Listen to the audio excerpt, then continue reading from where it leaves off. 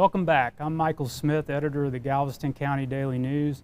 I'm here at the Sea Star Base on Ophats Bayou in Galveston, Texas with my co-moderator Gina Spagnolia. Hey, welcome back everyone. President and Chief Executive Officer of the Galveston Chamber of Commerce. We're about to do our final round of candidate interviews for the day. We are up to District 3 now, and we've got the full slate of candidates here, which is good. So Gina, you want to kick us off?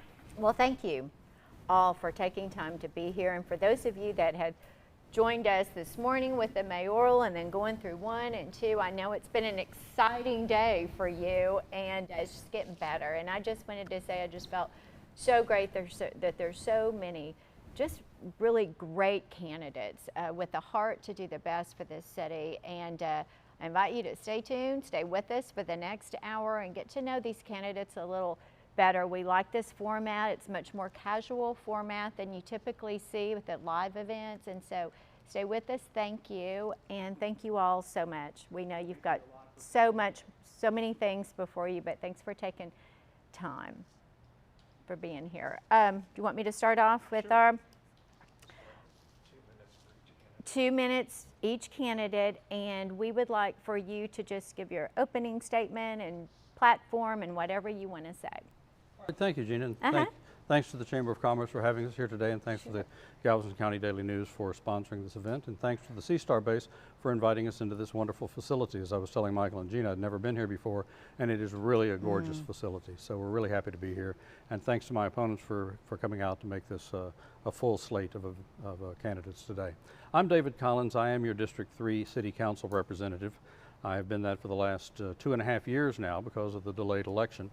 And I've truly enjoyed it. I've enjoyed serving the people of Galveston, and I'm running again because I think we're doing a very good job at the city. This is a great council to work with. I have worked individually and in group with each and every one of those other council members, and I think we've done a tremendous job. We've accomplished a great deal. We've moved forward on infrastructure. We've moved forward on finances. We are cutting taxes this year. We're reducing city budget, and we're reducing headcount everywhere but in public safety. We've also gotten the police pension fund straightened out after 20 years of sketchy management. That's put us on a really good, solid footing. So we're getting along really well these days with the Galveston Municipal Police Officers Association and our firefighters union 571. So it's been a great couple of years. We've got a lot of good things going on, and I think we can keep that momentum going. We're getting a lot of streets paved. We're getting a lot of things figured out financially. There's been some talk that the city is in bad shape financially, and it's not at all. We are in good, sound financial condition. We are able to cut taxes, as a matter of fact. That shows that we are managing the city's finances properly. We're also in really good shape where hurricane preparedness is concerned. I don't know if we're going to talk about that more today, but Hurricane Laura was a great wake-up call for us to test out our hurricane procedures, and they worked flawlessly. If the storm had been 60, 70 miles further east, we'd have had a major storm on our hands. As it was, we got to test all of those procedures with nothing but a little surge rise downtown. Beyond that, everything worked flawlessly. So I'm really looking forward to this, the remainder of this campaign, and for being with you here today. Thanks. My name is Wayne Holt, and I'm running also for the council position, District 3. Since I'm lesser known than these other two gentlemen on my left and right, I'll just give you a little bit of background very quickly. I retired to Galveston after 15 years with the City of Pasadena. I was a publications manager for the City of Pasadena, doing electronic and print publications, website, those type of things. I reside at the IBANS condominiums downtown. That's an historic building. It's on the National Registry of Historic Places, built around 1855, and I was the HOA president for 4 years there, and I'm currently the property manager, so I'm very familiar with the issues that need to be addressed when you're dealing with historic properties and maintaining and preserving the historical and heritage nature of our architecture here. I'm currently also the director of, and I'm going to give a little bit of plug here for animals, the Little Woman Home for Animals. I was on the board for 10 years, and I was made director last year. That's a nature preserve and no-kill shelter just south of Huntsville, and I'm going to give a plug for them, littlewomanhome.org. If you'd like to know more about my campaign, I'd like to invite you to my website, which is at holtfordistrict3.com. Just to sum up, since I've used a good bit of my time here and just giving you a little bit of background, just to sum up a little bit about why I'm here. I reviewed the March 18th video from our previous session when we had the candidate forum, and what a different world we're in now. What a different place we've come to, we've arrived at, and so we're having to deal with that now. COVID-19 has certainly reshaped our lives. There's no doubt about that, but in my opinion, I think changes were apparently needed even before that. I think what has happened is COVID has accelerated that process. And in the time we have remaining today, through our questions and our comments, I'm hoping that I'll be able to reach out to those people that are watching and make a case for a different way of thinking about government, one that's less coercive and one that's more responsive. Thank you. Maceo. Frank Maceo here. I served on council from 2016 to 2018. A little bit about me. I'm a United States Marine. I am a graduate of O'Connell Catholic School. I joined the Marine Corps when I was 19, right out of here in Galveston. I'm also a Texas Aggie, and like I said, a former council representative here in Galveston. I lost my last election by 5 votes. Not enough, but enough for the election. You know, a few of my guys that went before me spoke on infrastructure, and I want to say that I want it to be real clear that the infrastructure that you're seeing happening, to include 45th Street, all of it comes from the 2017 capital improvement plan, which I was a part of, getting passed, getting done, getting prioritized. And what we did during that is we took a look at every single street in the city, prioritized them, triaged them, and then set to work doing it. We did it with $260 million worth of bond money and tax money, and we're not done yet. In 2020, I guess it'd be 2022, we're going to be looking at doing another 5-year capital improvement plan. We're going to be looking at redistricting the state and really the island as well. And we're coming out of a COVID recession.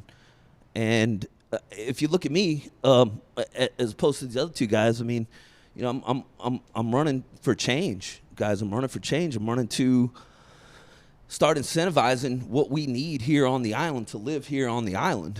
And it's a great thing that 30%. You can get a 30% discount on your taxes if you remodel a historic home, but that doesn't do anything to bring the young middle class here, open up the government to them, and encourage their participation. Now, I've been doing that through polling locations on Pelican Island. I've done it through advocating with my city council for 7-to-7 voting, for early voting, and it's to no avail. So now I have a reason to run. Time. That's a good place to And stop. there's That's the a time. good place Thank to you. stop. And time. Thank you all. We're going to start with Mr. Collins, who drew the number 1 seat, and then each of you will be able to be first in the next question.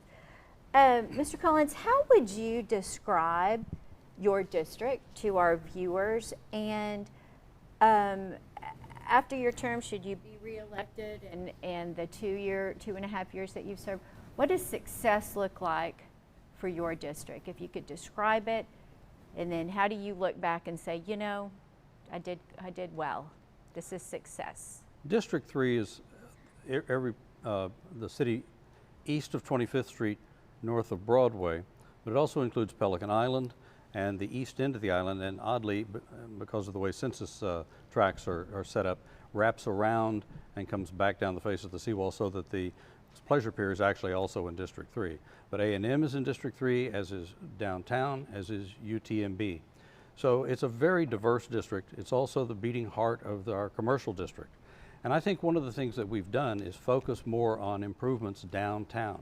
trying to make it a better place to work, a better place to live, and a better place to visit. Because I think everyone knows that a nice place to live is a good place to visit, and we are a tourist economy, but we can't focus strictly on the tourism. We need to make this a better place to live for the city. I'm also the city's ex officio representative to the park board, so I'm a park board trustee, and one of the things that we're working very well over there on is a cultural arts master plan. How do we make this a cool place to be? How do we make it a cool place to live? Even if another tourist never came to town, how would we make this a nice place to live and to raise children ourselves? The number one challenge I think that we have is the infrastructure, because water is always a problem for us. We live close to water, and as Frank said, there's a capital improvement plan, but there is a capital improvement plan that's rolling capital improvement. So we redo the capital improvement plan every year. So it's a 5-year rolling capital improvement plan, and every year we look at what we've done, we add things to it, we add another year out on the end of it, and figure out how we're going to make this island more resilient, how we can better guard ourselves against hurricanes, and again, make it a more pleasant place, because what we like is streets that are paved, drainage that works. Drainage is the number one issue, I think, downtown and in much of the East End and much of the island. So that is one of our number one focuses over the next 2 years. Thank you. Same question, would you like for me to repeat it? I think that what I see is the primary difference between myself and the other two gentlemen here, and I always start everything, every public pronouncement that I've made, thanking both of them. They have done, I think, a good job in providing for the district the kind of amenities that people have asked for, those type of things. I have no question about that, and I would like to thank them for their respective public service. I think the reason why I'm in the race and why I think going forward it's going to be important to look in a different way is our community and our country is facing challenges that we've never faced. I think some people say since the Civil War, and some people say since our beginning in the Revolutionary War. We have challenges economically, we have challenges in our racial relationships, we have challenges in our public health issues that will be becoming even more prevalent going forward. We have to get these issues correct. So my focus and in speaking to people has been, think of District 3 as a keystone district. It's a district that, because of its economic, its cultural, its architectural, it's as David said, it's the beating heart of the city, not just commercially, but in many different respects. So we have a custodial relationship, I think, with the city. We have a relationship and an obligation with the city to provide the type of leadership that's going to be appropriate for the future. This is in no way denigrates the work that either of these gentlemen have done, but I think that we need to beginning to look in a much more global view. This is certainly an international city. We rely on international trade, and we rely on that type of commerce. We also should be developing more of our B2B and second tier support for businesses. One of the things that I had written about, and I've written extensively, Michael Smith, if he's tuned into any of the ongoing discussions, has probably rolled his eyes once or twice because I was on there so often, but I've been advocating for small businesses and medium businesses and for the protection of those businesses. I asked, let me just finish with this, if I may. In March, way back in March, I said the damage being done, especially to small and medium-sized enterprises, is reaching a critical mass. We must get out in front of the economic damage in the same way we're trying to stay ahead of the medical emergency.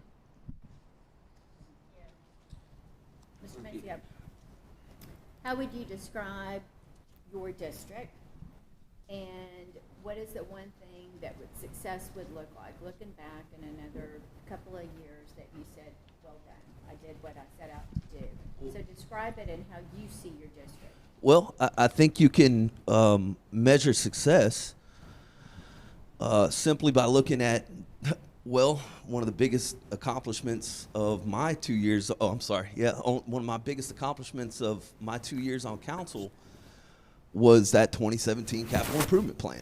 Every street in town was triaged and put on a list and paid for also. Some other big accomplishments that or other measures of success that I could claim is the the audit of city assets that we initiated when I was on council. A lot of good's come out of that. I don't know if you guys have noticed that, but we took a look at the park board, we took a look at the wars board, and boy, the books are open now, and there's a lot better communication and a lot better work getting done. How would I describe District 3? I'd describe District 3 as Galveston. All the other districts could go by the wayside, and Galveston could represent every bit of the island, save maybe the west end, because they're a little country out there. But as far as the rest of the districts go, it is Galveston, and that's where people live, that's where they work, that's where they play, and not to mention the beaches. And taking care of them is important, and that's why I supported $260 million worth of infrastructure and capital improvement plans and drainage plans to take care of my island. That's that.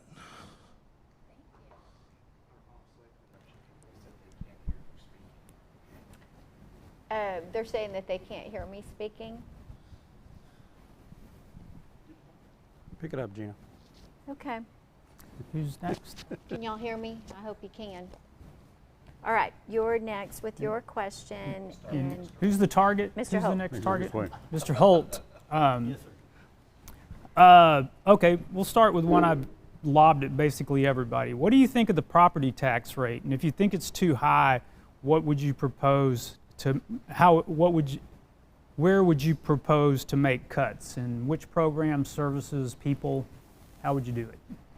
I think most people know that Texas has a unique system of supporting itself, and that goes all the way down from the state all the way down, of course, to our municipalities. We have one of the highest property tax rates in the United States because we don't have a state income tax, and for various other reasons. The property tax, to a large extent, is not really in the city's purview of much control, since so much of that is is under school district requests, that type of thing. So we do have some constraints about that, and I don't think city officials should necessarily be pilloried because we have high tax rates. It's not all on their plate. With that said, and there's always that caveat. With that said, I do have reservations, and I do have differences of opinion with David about some of the salaries and what we've seen during the March video. Clint Stevens had brought up a question about salaries, particularly for our city manager, and David had mentioned that he felt it was competitive, that Mr. Maxwell had been offered from I believe you said $234 that he was making at the time, to Leander. The city of Leander had offered him about $315,000, quite a sizable improvement. My response to that, and I don't mean to be flippant, is it really doesn't make any difference. We have to work within the budget that our folks are able to shoulder, our businesses, our residents are able to shoulder and still be able to thrive. So if that was the case, and of course Leander's has a higher property tax rate, so it's in 2 counties, not just one. But if their budgets allow for that type of salary, then I understand that. We simply cannot be put in the position of running up salaries because other cities are doing that. We have to look at what we can record and what we think the candidate is worth paying. thank you. What do you think about the city's property tax rate? And if you think it's too high, where would you propose to make cuts? And be specific. In what services, departments, among what people, employees? So that tax rate, I tell you, it's is it high? Yeah, it's high. It could be lower, absolutely. But that's not the question. The question shouldn't be where are we going to start making cuts? Okay? The question needs to be, what do we need to do to increase the revenue that the city gets to keep? Okay? I'm sorry. Yeah, that way. Talking to that guy, I guess. So we need to keep more of what we make, okay? More of what we produce. And if we want to go into this post-COVID world, subsidizing rich folks to come down here and buy historic homes and fix them up, if that's what we want to keep doing, then we're going to continue to get a retiree demographic in this town, which we're already top heavy on.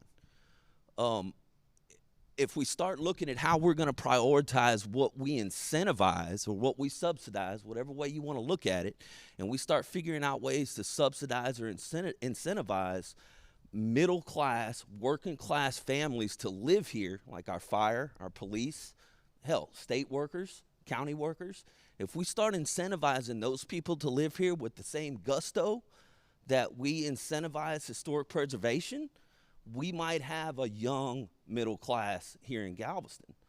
But as long as we keep going down this same road, then I'm talking to these guys, but as long as we keep going down that same road, we're going to continue to see this demographic disparity between working class and retirees on the island. And we're never going to be able to get out of that. So we need to start opening our eyes on what we need to do to start incentivizing people to live here, pay full taxes, okay, and then take care of them once they're here. Once we do that, we need to make sure that we open it up, okay? We need to make sure we open it up, the government, to those people. When we close early voting at 8 to 5, when we close early voting at 8 to 5, that's telling all those people that work 8 to 5 that we don't want you to vote. Time, Okay, sir. good That's stop. time. That's Stop. a good stop. Mr. Collins. Thank you. Yes, Oh. sir. Repeat the question. Absolutely. What do you think about the property tax rate? And if you think it's too high, where would you propose to make cuts? And what programs, services, among what people on the payroll? In fact, we are cutting property taxes. We're cutting the property tax, the city's ad valorem tax rate, by about 2 cents this year. That's on the table right now. We'll be making a final vote on that just next week, as a matter of fact. And we raised the taxes last year by about that same amount in order to fund the police pension program, which has been mismanaged for many years. We have that on a path to solvency, and we said to people that as soon as we achieve that, we would remove that tax hike. We did that. In 2017, council added 3.5 cents to the tax rate, so that was mostly for infrastructure and building. So I don't know that the taxes are too high. It's just that, or rather, the tax rate is too high. Your taxes are probably too high. But as Wayne points out, we don't control a great deal of that. Your city taxes are about 25% of your tax bill. The school district and the county are the rest of it, and the city doesn't set the value on your property. That's the central appraisal district of the county. So we only have so much control over that. Where we've made cuts is in City Hall management. We've cut 2% of the budget this year. We cut 2% out of the budget last year, and we've reduced headcount at City Hall with the exception of our public safety. We will be cops this year because we need good police protection. So I think the answer is we have cut taxes. We have cut expenses at City Hall. We're trying to be as fiscally responsible as possible, and I think we're doing a fair job of that. Thank you, sir. Great. Who's next? Frank. Start with Mr. Maceo. Would you support the levying of additional user fees for beach access along the Galveston coast to capture revenues from day trippers? Currently, there is a fee structure in 5 of the 44 access points. No, I think the beach user fee on the seawall is plenty. I think the park board is mandated by the state of Texas through the Open Beaches Act to maintain all those beaches, and I'm not so sure beach user fee belongs out on the. I guess you're talking about the pocket parks and all the other beach accesses except for the seawall. Is that correct? Yeah, I don't. Or current access No, points. yeah, the open beaches. I'm in favor of open beaches. We don't need to be charging people to go to the beach. Not on a pocket park seawall where you're not paying to go to the beach. You're paying to park to go to the beach. It's a different story. But yeah, come on now, guys. We don't need to be squeezing these people out of every dime they got. No, absolutely not. If we did, I'd be fighting for residents to get in free, straight up. No question about that. But there's your answer to your question. Thank you. Mr. Collins? You're asking whether I would support increasing beach user access fees at the free spots on the west end? That was the question. Would you support the levying of additional user fees for beach access along the Galveston coast to capture revenues from day trippers? Currently, there is a fee structure in 5 of the 44 current access points, was the question. And that's because those 5 access points provide services to the day trippers. The places where there are no services provided, there is no cost. There, you can drive onto the beach for free. On the seawall, East Beach, Stewart Beach, and the pocket parks, we do charge because there are services there. There are restrooms, there's facilities, there are concessions there. As we build out west, if we want to add more restrooms and concessionaires, then I'm sure we will start charging for access out there. The difference is it's costly to move it's costly to put new facilities out there. It's costly to maintain them. It's costly to rebuild them after a hurricane. So we're cautious about doing that because they don't raise that much money. But I don't have the slightest problem overall in charging day trippers to come down here and use these facilities. We don't get hotel tax out of them. We don't get a lot of sales tax out of them. As we all know, there's a big proportion of the sale of the day trippers that, as they say, come down here with a $20 bill and a dirty t-shirt and never change either one. Now, we live and die by that tourist economy, but what we would like to see is a higher value tourist, people who come down, go to places besides the beach, who stay in hotels, visit our restaurants, visit our attractions, visit our museums. Those are the people we really want to attract. And I don't think we're gouging anyone. We're just charging for the services that are provided out there at those access points. Thank you. Well, this may be one of those rare moments in human history where 3 political opponents agree on something. You may want to save this tape. We're saving it. Very good, very good. I happen to agree with both Mr. Maceo and Mr. Collins on this. We have a somewhat of a conundrum here where we have people coming in, stocking up up the freeway here up on the mainland, and then coming and spending the day, and then we get to clean up the mess. Mr. Collins is correct that where we have an interest in providing services and that's going to be useful, we do certainly have, I think, an obligation to make sure that we're not footing the bill on that. But I do agree with Mr. Maceo also that the idea of taxing people to come in and use the beach and use Texas beaches is not really what we want to be branded as. The question arises, and David touched on this, is how do you access, how do you get more of those resources? How do you get people coming in who are going to spend the money that way? I think that if questions come up, and I hope it does later on, and we talk about how events do that as we increase our ability in our shoulder season and our off season, if we can begin to use regular, frequent, interesting, creative, smaller events rather than the super large ones and try to accommodate those all, I think that what we'll see is a higher quality in the revenue stream that we're generating, and we'll be able to do that without looking like we're shaking down everyone that comes across the causeway. Thank you. I think you're up next for the Mr. Collins. Mr. Collins will go first now. Okay. Right? Well, following on. Did you go first? You did. Frank started that question. Yeah. So, Yeah. Well, we're trying to do it fair. Okay. Okay. Mr. Collins. all right. Well, still kind of following on what Mr. Holt brought up about events, how would you rate the city? And this is not quite as relevant today This year, no. as it generally would be, but we can hope that this will be a problem again in the future. How would you rate the city's management of large events? And if it needs improvement, what would that entail? There are always ways to improve the management of these events, but the fact is some of these events are going to happen whether we like it or not. We didn't invent Mardi Gras, we sort of borrowed it, but it's taken on a life of its own. And I think the way we manage Mardi Gras today is to manage. We have to keep a lid on it.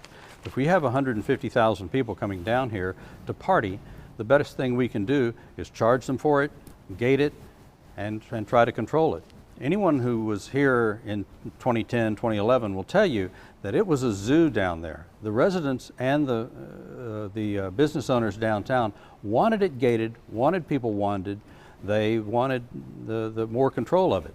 They thought at the time it would keep the riffraff out. It seems that sometimes it only proved that the riffraff to get in the gate. But nonetheless, it has been, I think, an effective means of exercising the control we can on it.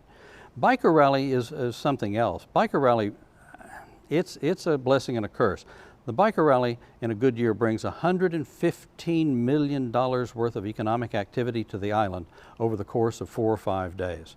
And the promoters have been excellent to work with. They bring their own security. They monitor who's here. They know when the gangs are here. They've done a very good job of that, I think. I know that people are unhappy with the event sometimes, but when they provide that much input into the economy, I think we have to consider them. Would we start, if we started over from scratch, would we say, let's invite Biker Rally down? Maybe not. And who knows, it may not be back. It's important to remember that we didn't cancel it this year, the promoter did, because she couldn't decide that what the situation was going to be around Halloween, whether we'd still be open, whether we'd be closed, and she had a lot of contracts that she had to put into place before she made that decision. On the flip side, Dickens will go on this year. It's an outdoor event, only perhaps 35,000 people over those 2 days, but it will go on this year, and I'm happy to see that. So they have confirmed that? Yes, Thank you. yes, December 4th and 5th. I think this, of all the issues in the campaign, this is probably the one that's nearest and dearest, if you want to call it that, to my heart as a downtown resident. What David says is substantially true, but I think there's some other angles on this that need to be explored. I was looking over the 2017 review of the Lone Star Rally that looked at the economic benefit, and David had mentioned that.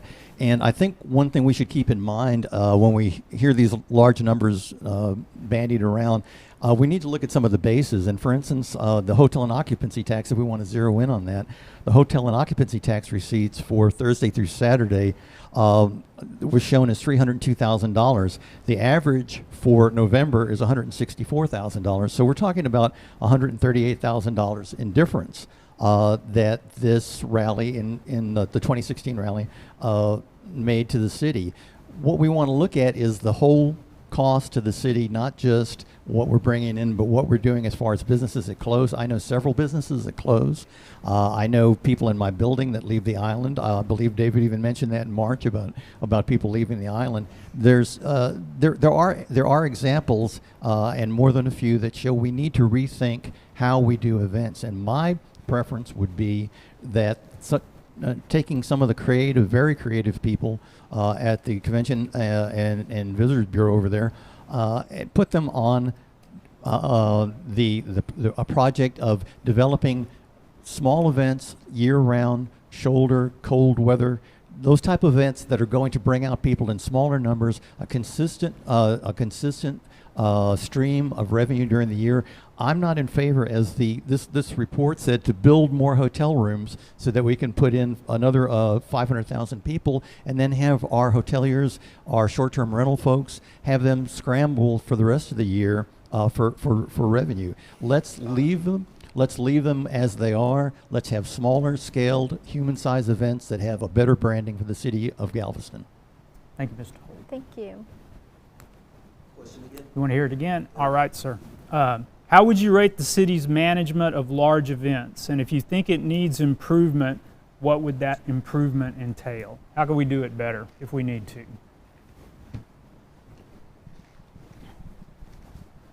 These events we have, these events we have are, what's the word I'm looking for? Crucial to the economy of the island. And I know it's inconvenient, Mr. Holt, to have to hear the bikes and stuff and the Mardi Gras.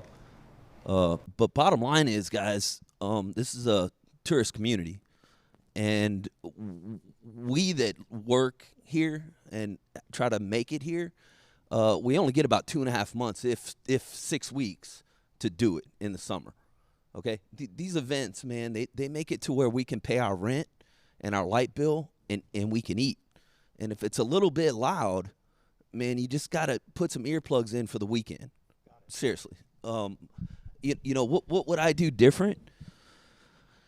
You know, I'd like to see over on that port property over there across from the Strand. I'd like to see that utilized as more of an event area. You know, maybe open up the Strand and put the event, part of it over there. Yeah, I'm open to any kind of discussion that we're talking. I know some people are talking about all kinds of crazy ideas for it, but you know, it's not a top priority for me to start changing up all these contracts. Do they need to be renegotiated coming up?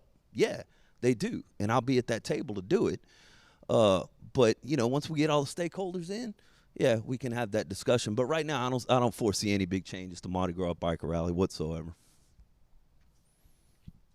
Thank you. We start with you this time. All right. God, why is this so complicated for us? Okay, mine's two-part. Which issue involving the Port of Galveston would you make a priority? And likewise with Pelican Island. Port of Galveston, Pelican Island, top priority for each. Okay. I said back in February, I'd written in my campaign materials when I first joined the race that I thought a diversification of our economy was top priority. This was before a lot of the stuff was coming. We heard about COVID, but it was really not on everybody's lips like it is now. That's probably a poor analogy, but so the diversification of the economy, I think what we've seen is we've had a very brutal wake-up call about what can happen when a fundamentally tourist economy has the trap door pulled on it. And we can come back from that. We certainly can come back from that. It certainly doesn't mean that we're going to turn our back on any of the important tourism resource generators that we are used to. But what I think going forward, we need leadership on City Hall, and particularly in District 3, that's going to look at, for instance, UTMB as one of our major employers on the island. How can we begin to generate within our community itself the type of sustainability that Mr. Maceo talked about, which I agree with, rather than subsidizing? How can we enlarge the pie? And that pie needs to be something we can count on. When the cruise ships went away and we have a park board that had to cut their budget by 50%, we don't know how that's going to be changed in the future. We don't know how that's going to work. So it's incumbent on us in the future to have leadership that understands that. As I said, I wrote about that way back in February. I wrote many articles in the paper. I have a public record stating very clearly that I think it needs to be done. And so I would say that the most important thing that we need to do is to rethink how we're going to approach government, make it cooperative, don't make business the enemy, find out how we can all sit down together, as I did with Mike Dean and others, to find out how we can make this work together. Thank you. Top priority for the port, and then Pelican Island? Top priority for the port, your top priority for the port, and Pelican Island. What I'm going to do is wrap them up in one. Okay. The Port of Galveston has awesome rail access. Awesome. The hinterland is the entire Midwest. Okay. The future of the Port of Galveston is directly tied to the future of Pelican Island. In the maritime world, things move via intermodalism, which means they get on a ship, they get off a ship, they get on a rail, they go across the country, they get on a ship, and then they go to Spain. If we can tap into that rail access on Pelican Island, now we're talking serious business. A bridge is great. And I've been talking this since I was on council. And I always said, if I ever got to that table, this is what I'd be talking. I'd be talking rail access. And short of talking about serious rail access to Pelican Island, we'll never see the true potential of Pelican Island. It'll always be over there. There's only so many things you can take off a ship and put on a truck. Mm-hmm. Okay? Only so many things. So if we want to talk about the future of the port on a micro level, diversification, I agree with the gentleman on my right. But on a longer term, on a bigger term, more macro look at this, it's all about the rail access and getting rail access over there, because now all of a sudden you have the assets necessary for a maritime company, a shipping company, to go in there and say, yep, we're going to put a warehouse here, or, you know, whatever, a facility, anything. Without that rail access, you're limiting right off the bat.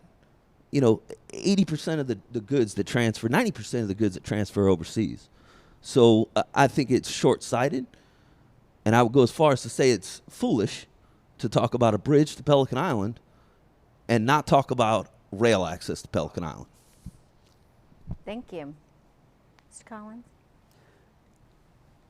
Yeah, they're not necessarily two separate issues. I have the endorsement of the longshoremen here in Galveston, because I have been arguing that we need to diversify and maintain our cargo business at the port from day one.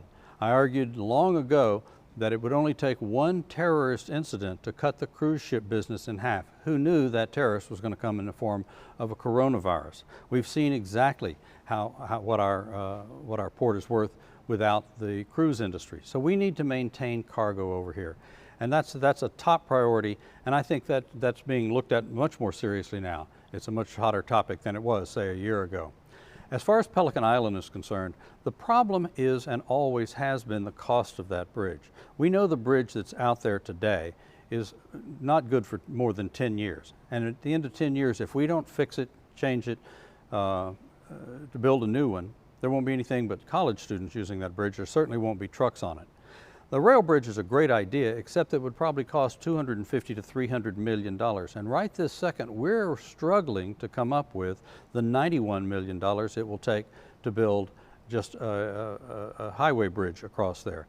The city has committed $5 million over the next several years of IDC funds, of your sales tax money, to fund that. The county has put $5 million into it. A&M has not put a nickel into it. The Port of Houston hasn't put any money into it. And so far, TxDOT, the Texas Department of Transportation, hasn't agreed to take ownership of that bridge once it's built. All of those things need to happen so that we can get to that $90 million, $91 million to build a new bridge out there. Without that bridge, there will not be economic development furthering on Pelican Island. Thank you.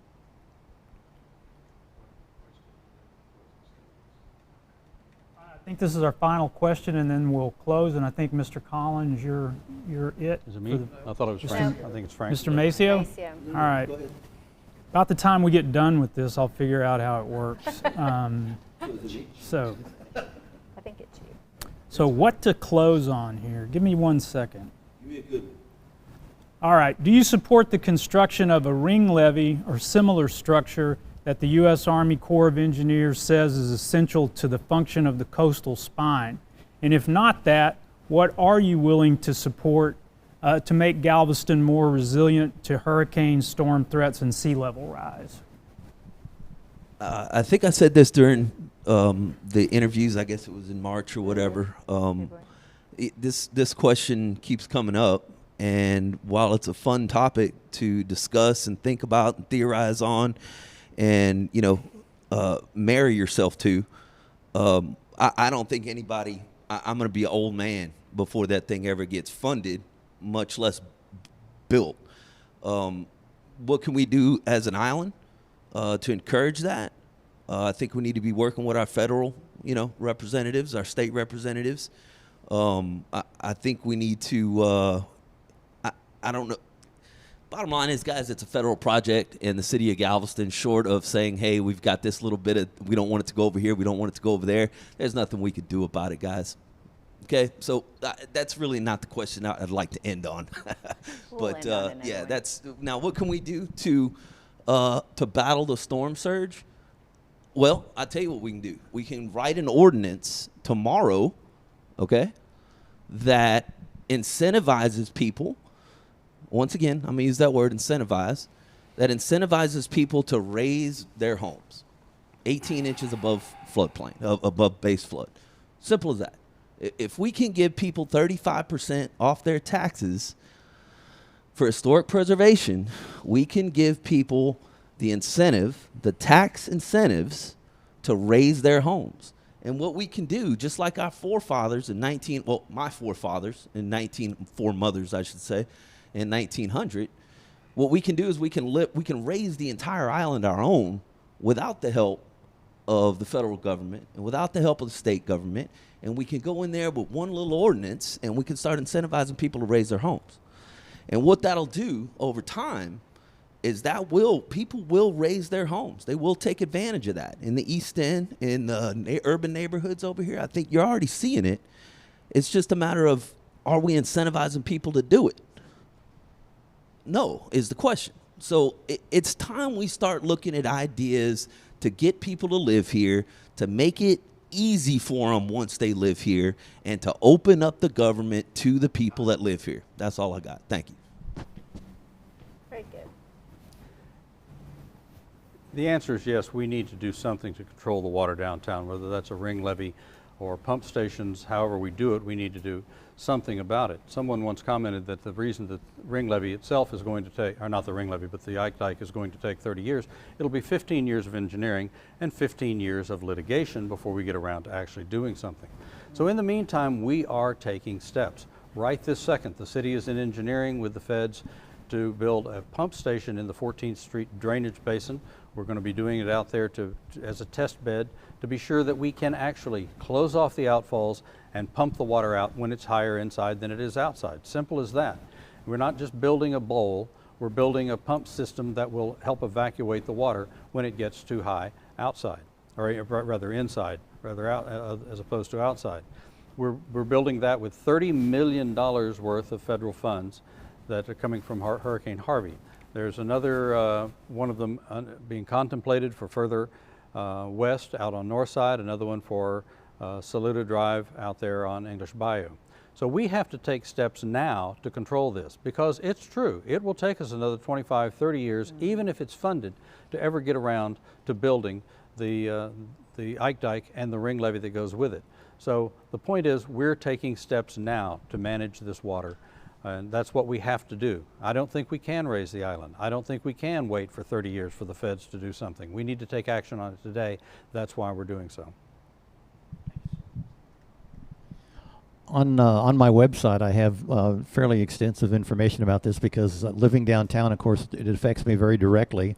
I think what both Mr. Maceo and Mr. Collins have said certainly have elements of truth. This would have been an easier question for us to confront a few years ago. We're now in a situation with the federal government spending trillions of dollars to keep the economy afloat.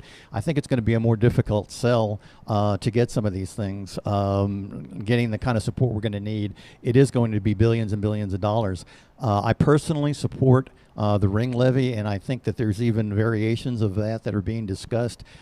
Downtown is wide open. If Laura had come in, it could come in around Beaumont or so, we'd probably be looking at what we had with Ike, 150 mile an hour winds and driving water into the bay.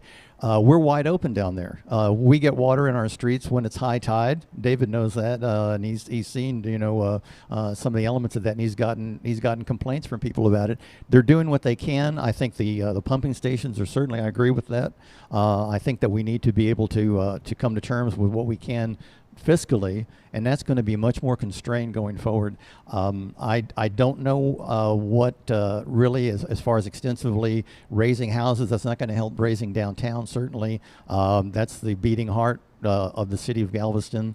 And so we have some difficult decisions ahead of us. My suggestion would be that we really, really get behind our state representatives, we get behind our organizations that are pushing this, and really let them know that we want a ring levee or some type of protection that at least will ameliorate the damage that we're going to see downtown for the next one that inevitably is going to come in.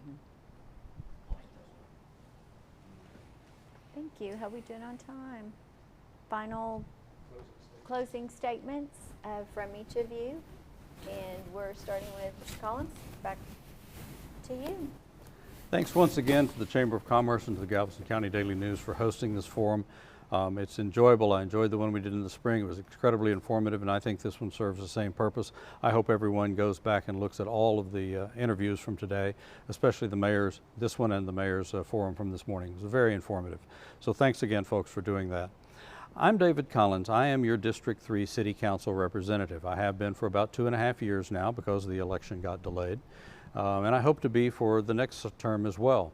I enjoy the job. It's a lot of work, but I committed to the people of District 3 that I was going to be a good representative by communicating with them. That was my #1 pitch when I was talking to people.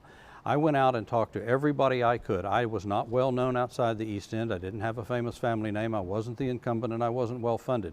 I barely won the election, but I did it because I went and told them I would talk to them. I would come and ask them what their opinion was, what they saw as problems. I would go to City Hall. I would work hard on those issues, and I would be a fiscally responsible representative, understanding all the while that it's their money, it's their property, they want someone to take care of it. And I've done that. But even more importantly, I've communicated back to them. I've put out a newsletter every month I've been in office, and it's been tremendously well received. People feel like I am communicating with them. I'm giving information back to the people.